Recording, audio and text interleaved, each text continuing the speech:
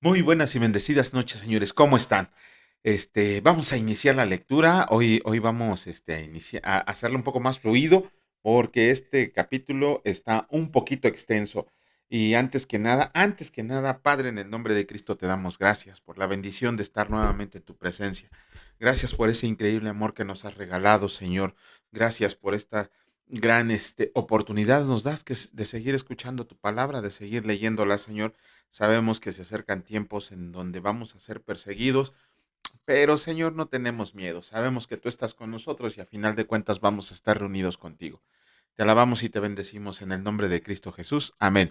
Nuevamente, buenas noches. Bueno, ayer leímos el capítulo 5 del libro segundo de Crónicas. En realidad, bueno, ahí lo que nos narra el capítulo 5, muy cortito, es de cómo Salomón trasladó el arca al templo. Nada más que era cuestión de los levitas los que trasladaron el arca, cómo la llevaban, cómo iban cantando. De hecho, menciona la palabra que en ese momento cantaron los 24,000 que estaban, bueno, no dice el número, pero nos está diciendo que todos los que estaban al servicio del Señor estaban alabando y adorando a Dios cuando transportaron el arca del Señor, que corre a cargo de los levitas. Eso en realidad es lo más notable que podemos ver en el capítulo 5.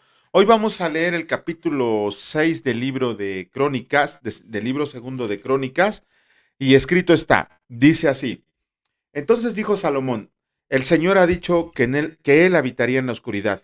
Yo pues he edificado una casa de morada, perdón, una casa de morada para ti y una habitación en que mores para siempre. Y volviendo el rey su rostro, bendijo a toda la congregación de Israel y toda la congregación de Israel estaba en pie. Y él dijo: bendito sea el Señor Dios de Israel, quien con su mano ha cumplido lo que prometió con su boca a David mi padre, diciendo: desde el día en que saqué a mi pueblo de la tierra de Egipto, ninguna ciudad he elegido de todas las tribus de Israel para edificar casa donde estuviera mi nombre, ni he escogido varón que fuera príncipe sobre mi pueblo Israel. Mas a Jerusalén he elegido para que en ella esté mi nombre, y a David he elegido para que esté sobre mi pueblo Israel. Y David mi padre tuvo en su corazón edificar casa al nombre del Señor Dios de Israel. Mas el Señor dijo a David mi padre respecto de haber tenido en tu corazón deseo de edificar casa a mi nombre: bien has hecho en haber tenido esto en tu corazón, pero no edificarás la casa, sino tu hijo que saldrá de tus lomos, él edificará casa a mi nombre.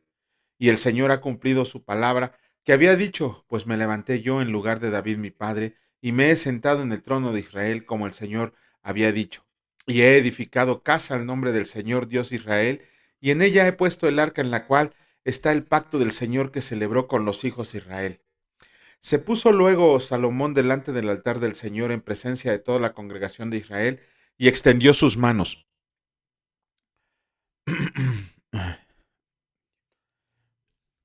Ay, me perdí.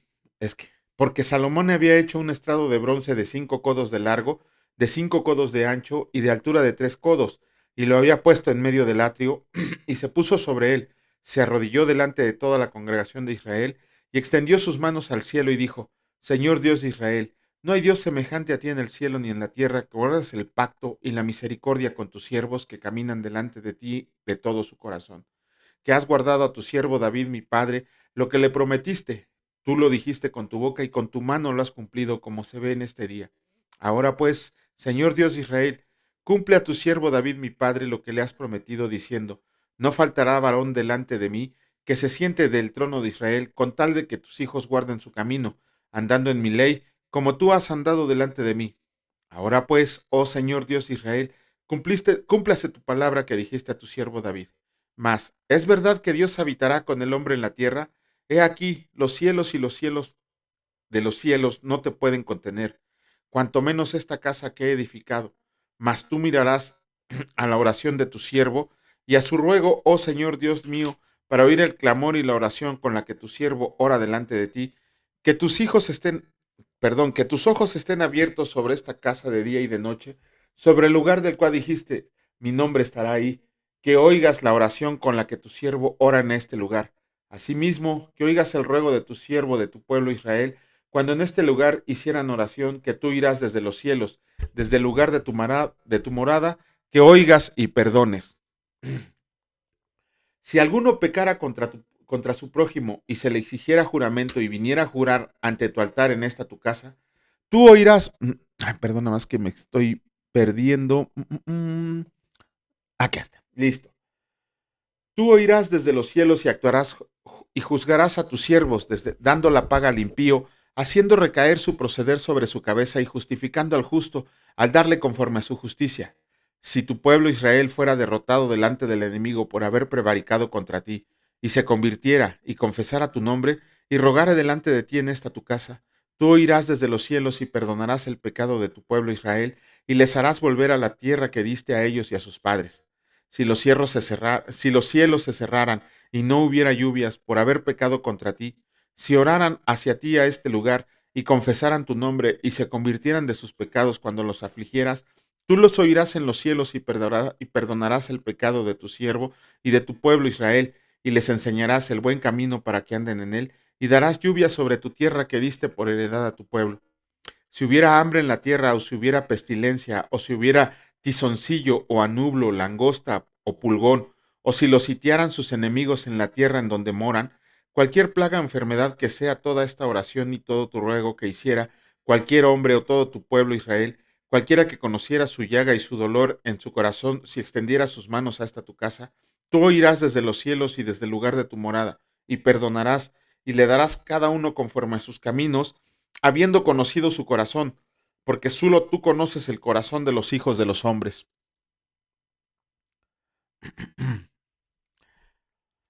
para que te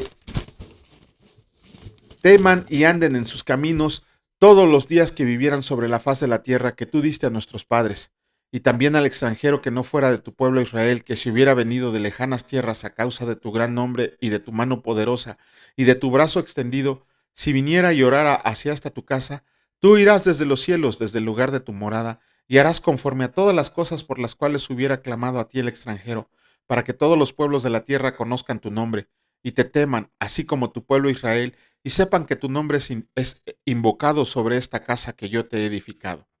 Si tu pueblo saliera a la guerra contra sus enemigos por el camino que tú les enviaras y oraran hacia esta ciudad que tú elegiste, hacia la casa que he edificado a tu nombre, tú oirás desde los cielos su oración y ruego y ampararás su causa. Si pecaran contra ti, pues no hay hombre que no peque, y te enojaras contra ellos y los entregaras delante de tus enemigos para que los que tomaran los lleven cautivos a tierra de enemigos, lejos o cerca, y ellos volvieran en sí en la tierra donde fueran llevados en cautiverio, y si se convierten y oran a ti en la tierra de su cautividad y dijeran, pecamos, hemos hecho inicuamente, impíamente hemos hecho. Si se convirtieran a ti de todo su corazón y de toda tu alma en la tierra de su cautividad, donde los hubieras llevado cautivos, y oraran hacia la tierra que tú diste a sus padres, hacia la ciudad que tú elegiste, y hacia la casa que he edificado a tu nombre, tú oirás desde los cielos, desde el lugar de tu morada, su oración y su ruego, y ampararás su causa y perdonarás a tu pueblo que pecó contra ti. Ahora pues, oh Dios mío, te ruego que estén abiertos tus ojos y atentos tus oídos a la oración de este lugar. Oh Señor Dios, levántate ahora para habitar en tu reposo, tú y el arca de tu poder, oh Señor Dios. Sean vestidos de salvación, tus sacerdotes, tus santos se regocijen en tu bondad. Señor Dios, no rechaces a tu ungido, acuérdate de sus misericordias para con David tu siervo. Bueno, con eso terminamos la lectura correspondiente del día de hoy. Mañana continuaremos con el capítulo y si Dios lo permite haremos el comentario. Aunque aquí estamos viendo que la oración de Salomón, híjole, estaba bien profunda y no solo estaba pidiendo por él, ¿no? Estaba pidiendo por el pueblo y por el perdón de pecados, ¿no? Y dándoles la fórmula que por el pecado que cometieran, si de verdad se arrepentían de corazón, que Dios lo perdonara. Pero bueno, vamos a pasar en esta ocasión al libro de Habacuc. Ayer terminamos Nahum. Ajá. ¿Qué fue lo que vimos? Perdón, sí, Nahum sí fue lo que terminamos Nahum. Ayer vimos el capítulo 3 de Nahum. En ese capítulo nos señala las razones por las cuales había venido el juicio sobre Nínive. ¿Por qué había Dios decidido destruir esa ciudad? Ya habíamos visto que por los ricos opresores, perdón, eso fue antes de Nahum. Habíamos visto que Nahum se le había dicho que profetizara contra Nínive, porque a pesar de que que el Señor les dio una oportunidad y que durante 100 años más o menos se comportaron poquito a poco, igual que Israel, fueron cayendo otra vez. en los pecados que habían cometido. Y por eso el Señor dijo, bueno, no quisieron aprovechar, pues ahora se iban a ser destruidos y no va a quedar ni el recuerdo de ustedes. De hecho, el juicio contra Nínive, este, eh, en el capítulo 3 de Nahum, les marca algunas de las cosas por las cuales fueron juzgados. Les dijo que eran una ciudad sanguinaria, llena de mentira, que eran unos pillajes, refiriéndose a que eran ladrones, que eran fornicadores refiriéndose a que hacían fornicación. Cuando se habla de pueblos, es cuando tienen relación con otros muchos pueblos. De hecho, lo vamos a ver cuando leamos Apocalipsis, cómo dice que ¿cómo se llama? Eh, Le ponen la ramera, pero la gran ramera, perdón. Cuando habla de la gran ramera, le dice que sus fornicaciones con todas las naciones, sus relaciones con todas las naciones. Ajá. También les mencionó que eran unos hechiceros, que todo su país estaba lleno de magos, adivinos y agoreros y todas esas cosas que Dios detesta. Pero sobre todo era una ramera que seduce, así dice el libro de Nahum, ¿no? ¿A qué se refiere cuando les dice que era una ramera que seduce? A que ellos con su idolatría habían contaminado al pueblo de Israel. Digo, también aquellos que dijeron, sí, yo le entro a la adoración a tus dioses, ¿no? Pero ellos fueron los que incitaban al pueblo de que, nada, deja de seguir a ese Dios que no te sirve para nada y mira, vente para acá, que este sí te cumple las cosas. Igualito a lo que estamos haciendo en este tiempo, ¿no? Que tantito y el Dios nos pone a prueba, nos presenta una tribulación para nuestra maduración espiritual y llegan los falsos maestros y te dicen, ah, pues ese no es el Dios, mira, vente acá, te vamos a hacer millonario, ponte esta piedrita, escucha este horóscopo y todo eso. Esa es idolatría a la que estamos, acostumbrados a escucharla y por esa razón el Señor había determinado destruirla. Y la profecía se cumplió de manera tal y tan fuerte todo lo que se le había dicho que ni el ejército de Genofonte ni el ejército de Alejandro Magno se dieron cuenta de que pisaron las ruinas de Nínive y ellos ni siquiera sabían que estaban parados sobre ella. ¿Por qué? Porque el Señor la había destruido completamente. Pero bueno, a grandes rasgos eso es lo que vimos ayer en el capítulo 3 de Nahum, el último capítulo. Hoy vamos a iniciar con el libro de Habacuc. Conforme a lo que hemos visto, lo que hemos hecho, ¿cómo se llama? Ah, Vamos a dar una pequeña introducción al libro de Habacuc. ¿Y qué significa el nombre de Habacuc? Ok, viene del hebreo antiguo, que es más o menos se pronuncia igual, Habacuc, y no, significa uno que es abrazado. Ajá. ¿Quién es el autor del libro? Pues obviamente Habacuc.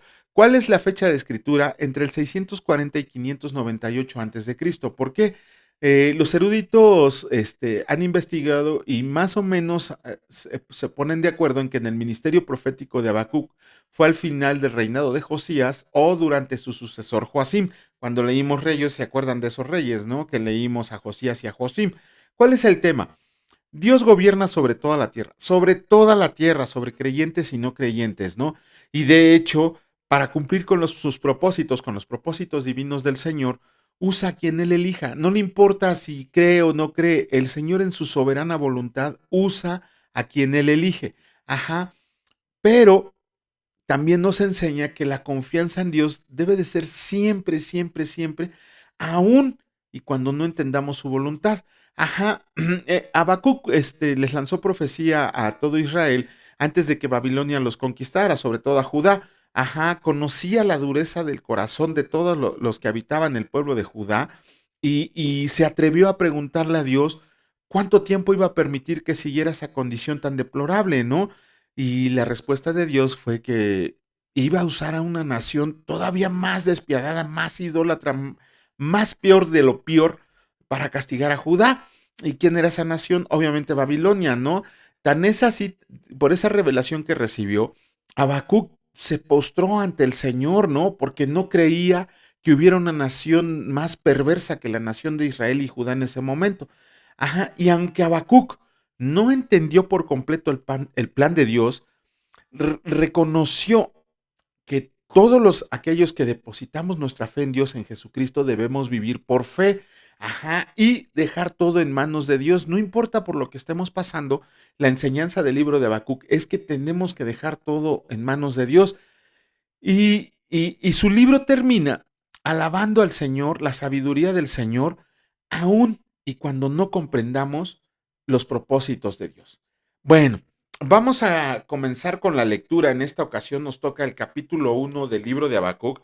Discúlpenme si me distraigo tantito o pierdo tiempo. Lo que pasa es que no sé qué hice con el programa para transmitir y no alcanzo a ver la letra, por eso la estoy leyendo directamente de la palabra de la Biblia, perdón, de la Biblia Reina Valera 1960, porque no alcanzo a ver la letra que tengo en la pantalla. No sé qué hice, nada más se me ocurrió darle a actualizar al programa y no sé qué hice, que ya no alcanzo a ver la letra, pero pues aquí tenemos la palabra, mejor todavía, ¿no?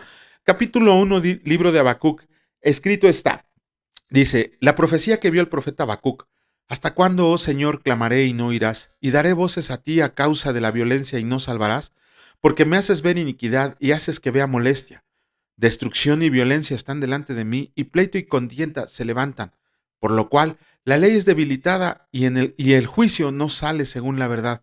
¿Por cuánto tiempo el impío asedia al justo? Por eso sale torcida la justicia. Los caldeos castigarán a Judá. Miren entre las naciones y vean y asómbrense, porque haré una obra en sus días que aun cuando se las contara no la creerán, porque he aquí yo levanto a los caldeos, nación cruel y presurosa, que camina por la anchura de la tierra para poseer las moradas ajenas. Formidable es y terrible, de ella misma procede su justicia y su dignidad. Sus caballos serán más ligeros que los leopardos y más feroces que lobos nocturnos, y sus jinetes se multiplicarán. Vendrán de lejos sus jinetes y volarán como águilas que se apresuran a devorar. Toda ella vendrá a la presa. El terror va delante de ella y recogerá cautivos como arena. Escarnecerá a los reyes y de los príncipes hará burla. Se reirá de toda fortaleza y levantará terraplén y la tomará. Luego pasará como el huracán y ofenderá, atribuyendo su fuerza a Dios. Protesta de Habacuc. ¿No eres tú desde el principio, oh Señor Dios mío, santo mío? ¿No moriremos? Oh Señor, para juicio lo pusiste, y tú, oh roca, lo fundaste para castigar. Muy limpio eres de ojos para ver el mal, ni puedes ver el agravio. ¿Por qué ves a los menospreciadores y callas cuando destruye el impío al más justo que él, y haces que sean los hombres como peces del mar, como reptiles que no tienen quien los gobierne? Sacará a todos con anzuelo, los recogerá con su red, y los juntará en sus mallas, por lo cual se alegrará y se regocijará. Por esto hará sacrificio a su red y ofrecerá sahumerios a sus mallas, porque con ellas engordó su porción y engrasó su comida. Vaciará por eso su red y no tendrá piedad de aniquilar naciones continuamente. Híjole, bueno, esas preguntas que se está haciendo Habacuc, digo, afortunadamente la misma palabra nos da la respuesta, pero hay muchos de nosotros que todavía nos hacemos esas preguntas, ¿no? Pero bueno, terminamos la lectura del capítulo 1 de Habacuc y vamos a dar el salto hasta el Nuevo Testamento. En esta ocasión nos toca el capítulo 20 del libro del Evangelio de Lucas. Nada más, aquí en Lucas vamos a hacer un pequeño comentario en relación con la parábola de las 10 minas. Yo creo que en eso no tienen duda en cuanto a las palabras, o si tienen duda, pues ahorita se las ampliamos. Pero tenemos que ver una cosa en la parábola de las 10 minas, perdón, minas es una moneda, ¿no? Una moneda valiosa en ese tiempo.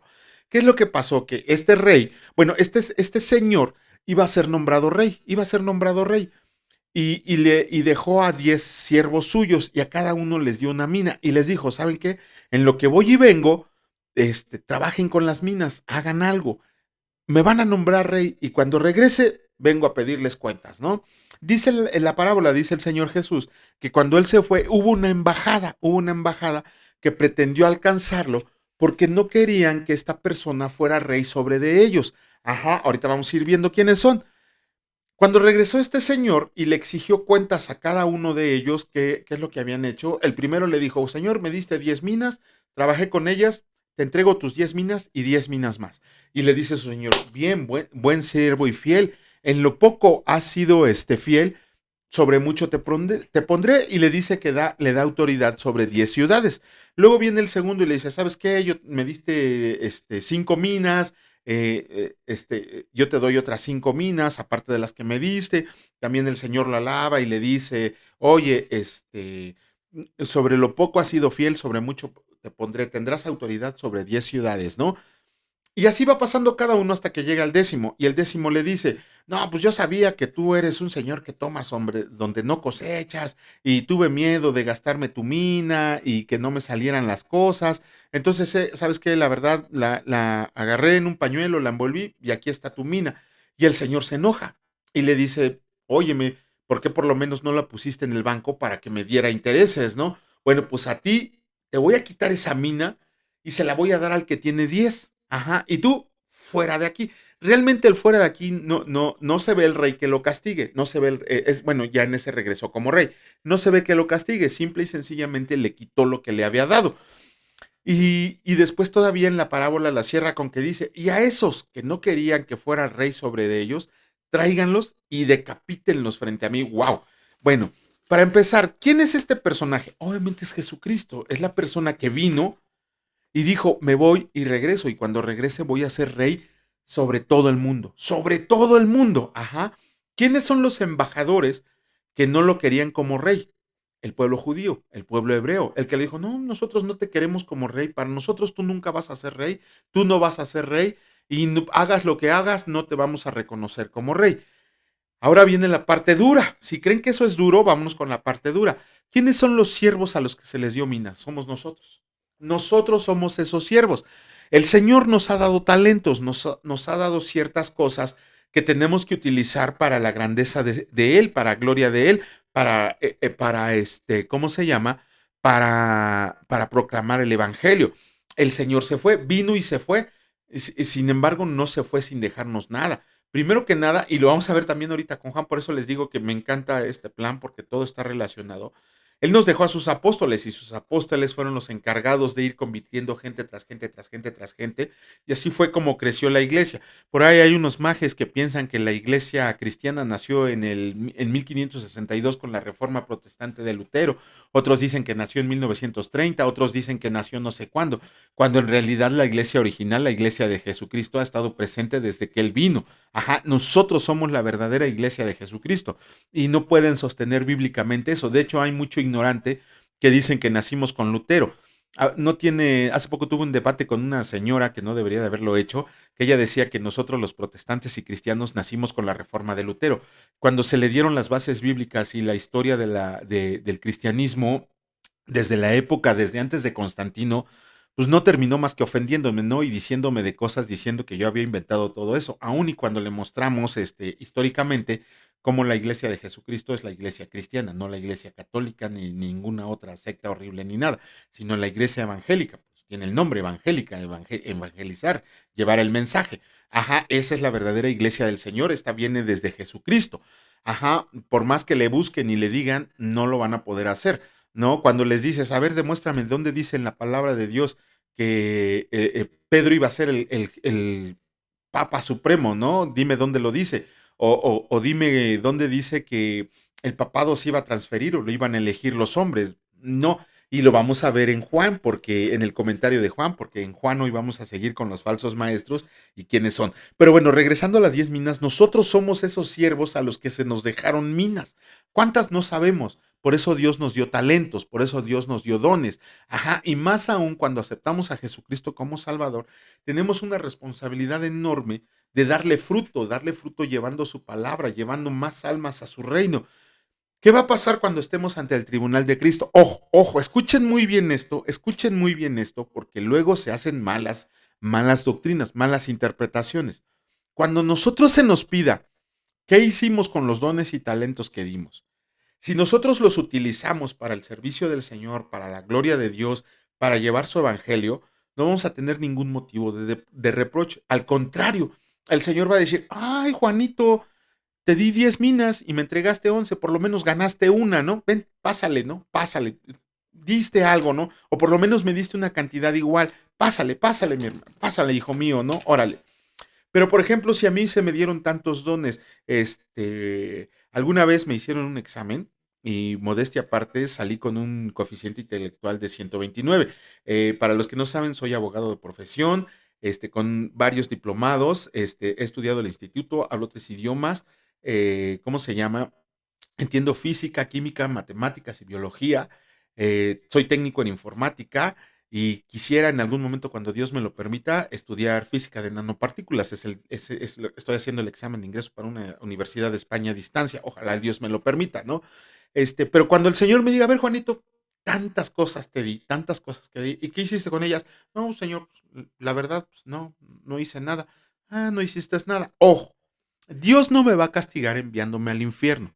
Sin embargo, yo pude haber utilizado esos dones para tener una gloria mayor en el reino. Y sí lo dice la palabra, cada uno va a tener conforme a lo que hice. Después trataremos ese asunto. Ajá. El hecho de que no hayas sabido utilizar los dones que el Señor te dio, no quiere decir que pierdas tu salvación. Simple y sencillamente en el reino vas a ser condecorado, vas a ser premiado, vas a obtener conforme a lo que hiciste en esta tierra. Y sí lo dice la palabra del Señor. Ojalá tuviéramos tiempo para mostrarle los versículos, ¿no? Así como hay niveles de castigo en el infierno, así hay niveles de castigos en la palabra. Voy a tratar de seleccionarle los versículos porque luego me van a decir, ¿dónde la dice, no? No, sí se los voy a mostrar para que vean que no les estoy mintiendo. De hecho, Pablo habla de 5 coronas. Pablo habla de 5 coronas. La palabra de Dios habla de 5 coronas, ¿no? Alguna vez se las dejé de tarea a mis alumnos y no, ni siquiera se tomaron la molestia de leer la palabra del Señor, pero habla de 5 coronas, habla de que inclusive independientemente de los apóstoles y de David que van a correinar con Jesucristo, también va a haber mucho cristiano que va a reinar sobre ciudades. Ajá, ya será tema de, si algún día Dios me lo permite, de explicárselos a fondo en una clase. De hecho, no he dado la clase de Lucas 15. Miren, les ofrezco una disculpa. Aquí están los apuntes, no les estoy engañando. Aquí están, a ver si se ve en la cámara. Aquí están los apuntes de la explicación que quiero darles de las parábolas de Lucas 15, pero no he podido terminarlas, desgraciadamente, por el tiempo que nos quema. Ahorita mi pobre esposa se fue sola por mi hija en el carro. Ojalá Dios quiera que, bueno, siempre van con Dios, ¿no? Pero tendría yo que ir por ella y aquí estoy grabando el programa. Bueno, vamos a seguir el capítulo 20 del Evangelio de Lucas y en esta ocasión escrito está, dice así. Sucedió un día que enseñando Jesús al pueblo en el templo y anunciando el Evangelio, llegaron los principales sacerdotes y los escribas con los ancianos y le hablaron diciendo, dinos, ¿con qué autoridad haces estas cosas? ¿O quién es el que te ha dado esta autoridad?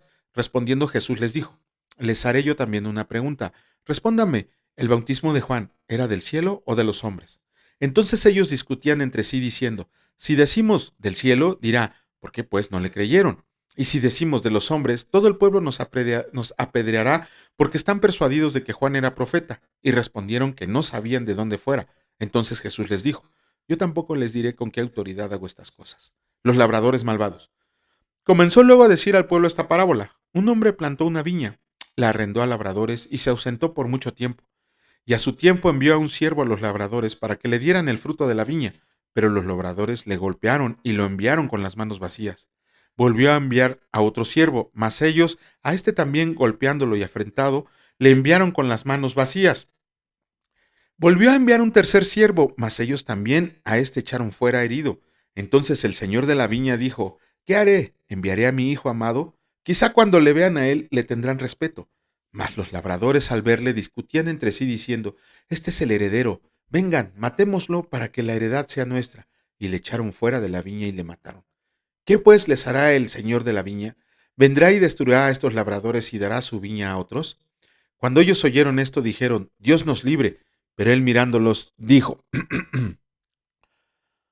¿qué pues es lo que está escrito? La piedra que desecharon los edificadores ha venido a ser cabeza de ángulo. Todo lo que cayera sobre aquella piedra será quebrantado, mas sobre quien ella cayera lo desmenuzará. La cuestión del tributo. Procuraban los principales sacerdotes y los escribas echarle mano en aquella hora, porque comprendieron que contra ella había dicho esta parábola, pero temieron al pueblo, y acechándole enviaron espías que se simularan justos a fin de sorprenderlo en alguna palabra, para entregarle el poder y la autoridad del gobernador, y le preguntaron diciendo, Maestro, sabemos que dices y enseñas rectamente, y que no haces acepción de personas, sino que enseñas el camino de Dios con verdad. ¿Nos es lícito dar tributo a César o no? Mas él, comprendiendo la astucia de ellas, les dijo, ¿por qué me tientan? Muéstrenme la moneda, ¿de quién tiene la imagen y la inscripción? Y respondiendo dijeron, de César. Entonces les dijo, pues den a César lo que es de César y a Dios lo que es de Dios. Y no pudieron sorprenderlo en palabra alguna delante del pueblo, sino que maravillados de su respuesta, callaron. La pregunta sobre la resurrección. Llegando entonces algunos de los saduceos, los cuales niegan haber resurrección, le preguntaron diciendo: Maestro, Moisés nos escribió, si el hermano de alguno muriera teniendo mujer y no dejare a hijos, que su hermano se case con ella y levante descendencia a su hermano.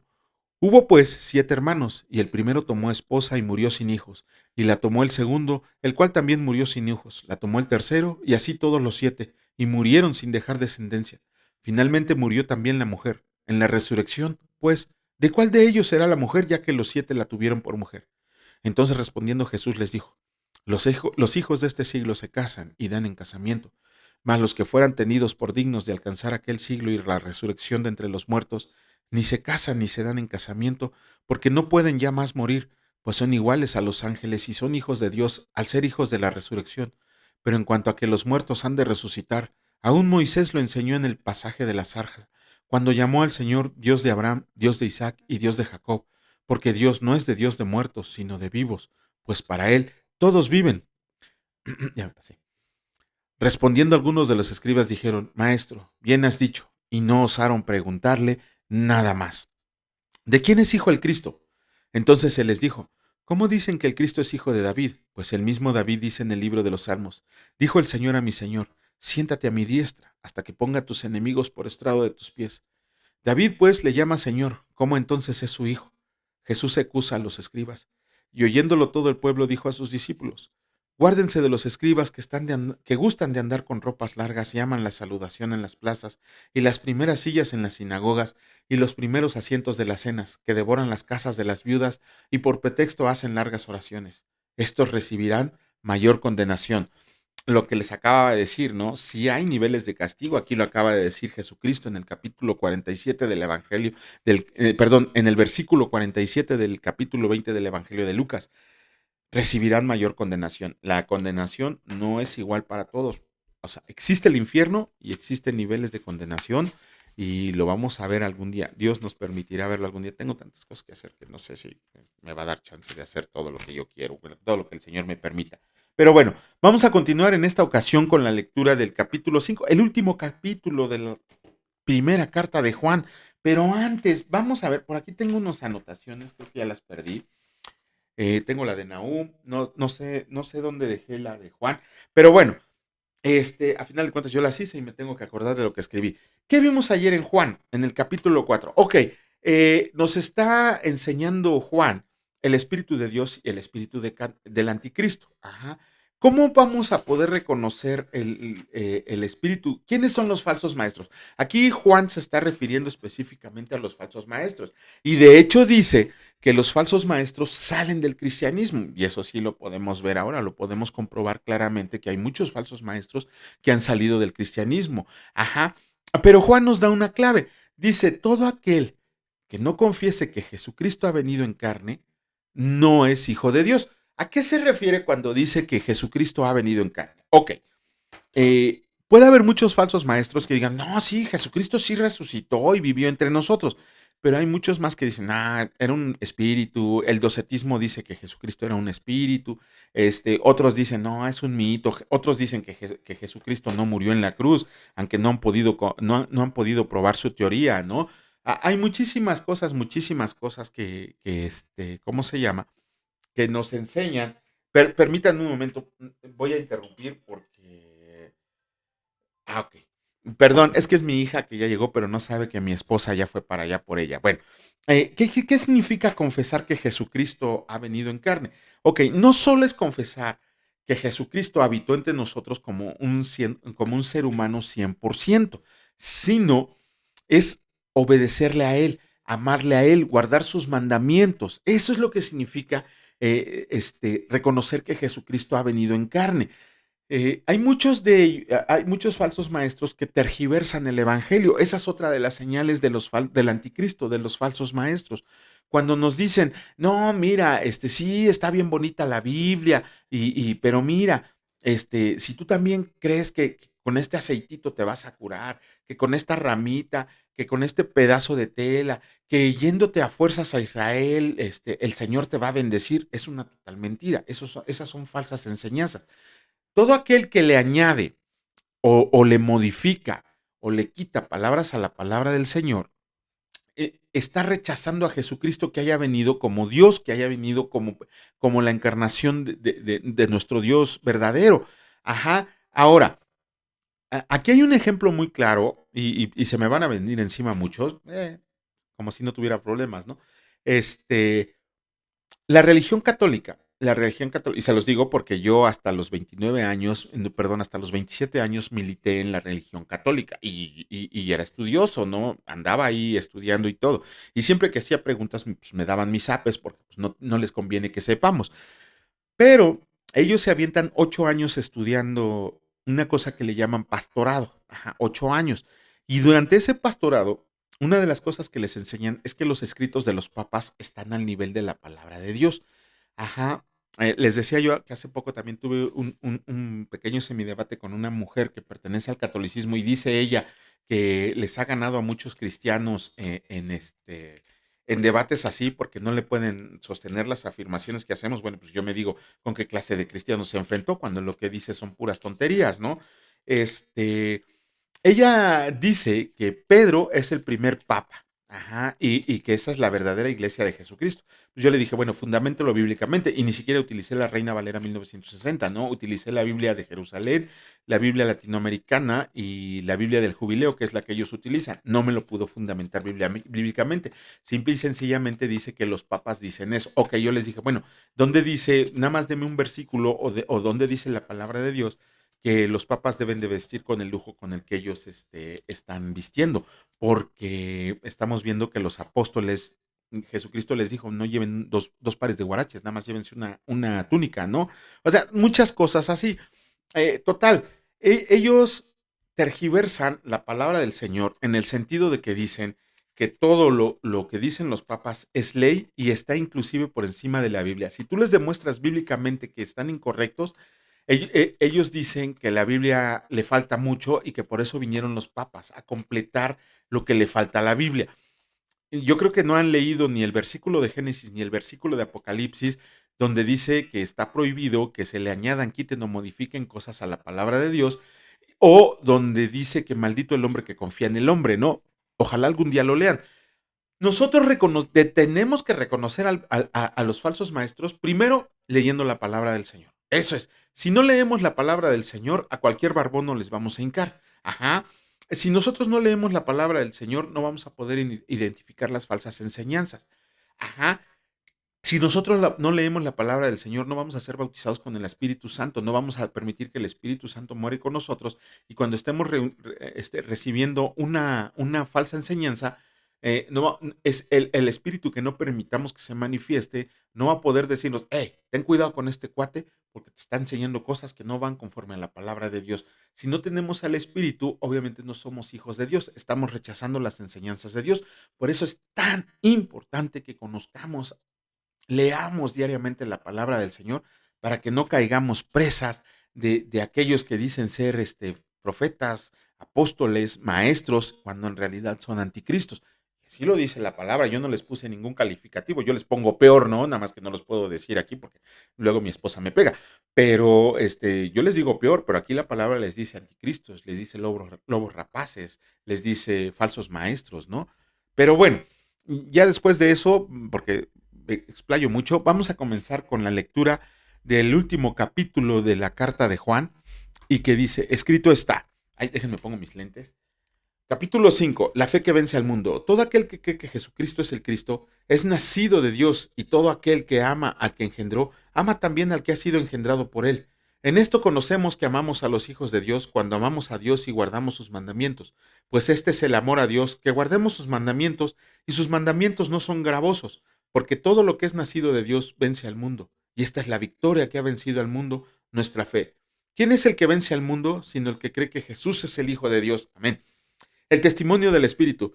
Este es Jesucristo que vino mediante agua y sangre, no mediante agua solamente, sino mediante agua y sangre. Y que el Espíritu es el que da testimonio porque el Espíritu es la verdad, porque tres son los que dan testimonio en el cielo: el Padre, el Verbo y el Espíritu Santo. Y estos tres son uno. ¿Quieren más? Y tres son los que dan testimonio en la tierra: el Espíritu, el agua y la sangre. Y estos tres concuerdan. Si recibimos el testimonio de los hombres, mayor es el testimonio de Dios, Porque este es el testimonio con que Dios ha testificado acerca de su Hijo. El que cree en el Hijo de Dios tiene el testimonio en sí mismo. El que no cree a Dios le ha hecho mentiroso, porque no ha creído en el testimonio de Dios que ha dado acerca de su Hijo. Y este es el testimonio que Dios nos ha dado vida eterna y esta vida está en su Hijo. El que tiene al Hijo tiene la vida y el que no tiene al Hijo de Dios no tiene la vida. El conocimiento de la vida eterna. Estas cosas les he escrito a ustedes que crean en el nombre del Hijo de Dios para que sepan que tienen vida eterna, para que crean en el nombre del Hijo de Dios, y esta es la confianza que tenemos en Él, que si pedimos alguna cosa conforme a su voluntad, Él nos oye, y si sabemos que Él nos oye, en cualquier cosa que pidamos sabemos que tenemos las peticiones que le hayamos hecho. Si alguno viera a su hermano cometer pecado que no sea de muerte, pedirá, y Dios le dará vida. Esto es para los que cometen pecado, que no sea de muerte. Hay pecado de muerte, por el cual yo no digo que se pida. Toda injusticia es pecado, pero hay pecado no de muerte. Sabemos que todo aquel que ha nacido de Dios no practica el pecado, pues aquel que fue engendrado por Dios le guarda y el maligno no le toca. Sabemos que somos hijos de Dios y el mundo entero está bajo el maligno, pero sabemos que el Hijo de Dios ha venido y nos ha dado entendimiento para conocer al que es verdadero y estamos en el verdadero, en su Hijo Jesucristo. Este es el verdadero Dios y la vida eterna. Hijitos, guárdense de los ídolos. Amén. ¡Wow! Me encanta el último versículo de este capítulo. Después de toda la enseñanza increíble que nos ha dado Juan acerca de falsos maestros, de cómo somos hijos de Dios, quién es el anticristo y todo esto, lo último que nos dice Juan es guárdense de los ídolos, ¿no? Guárdense de los ídolos. Como diría Jesucristo, el que tiene oídos para oír, que oiga.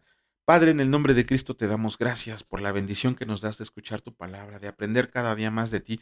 Señor, que nuestro amor conforme vamos leyendo tu palabra se incremente con más fuerza cada día, que sepamos que tú eres el Rey de Reyes y Señor de Señores, y que has venido para redención nuestra, Señor, para que estemos junto a ti eternamente, para que te conozcamos plenamente.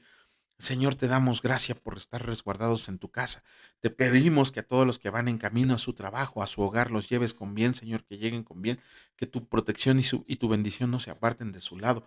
Te damos gracias por el alimento físico que nos diste el día de hoy, pero sobre todo por el alimento espiritual. Te pedimos que tu Espíritu Santo nunca nos abandone y que esté siempre redarguyéndonos y enseñándonos de escuchar falsas doctrinas, sino que te escuchemos a ti verdaderamente. Gracias te damos, mi Dios Padre Todopoderoso, gracias te doy, mi Señor Jesucristo Salvador, y gracias, Señor Espíritu Santo, benditos sean por siempre y para siempre. Amén. Que Dios los bendiga, señores, y si Dios lo permite y quiere, el día de mañana nos estaremos viendo en el mismo canal. Cuídense mucho, descansen, hasta mañana.